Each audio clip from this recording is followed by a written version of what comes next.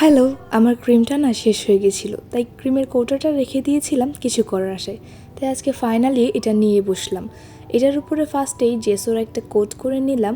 যেহেতু এটা সাদা তাই এটাকে একটা কোটই অ্যাপ্লাই করলাম। তারপর সুপার ক্লিন নিয়ে এভাবে গোল গোল করে নিয়ে শামুক বানিয়ে নিব।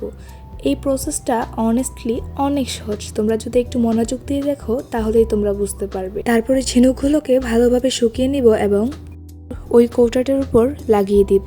আমার কাছে না এই জিনিসটা দেখতে এখনই খুব ভালো লাগছে, বাট এটার উপর এখন আমরা ব্লু কালার করে নিব।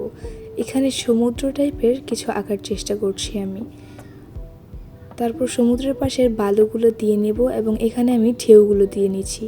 আর এই ফাঁকে একটা কথা বলে নিই, তোমরা যারা আমার চ্যানেল নতুন তারা প্লিজ আমার চ্যানেলটা সাবস্ক্রাইব করো। আর আমার ভিডিওটা যদি তোমাদের কাছে ভালো লাগে তাহলে একটা লাইক। আর এই তো আমাদের আজকের কাঙ্ক্ষিত জিনিসটা বানানো শেষ। কেমন হয়েছে কমেন্টে বলে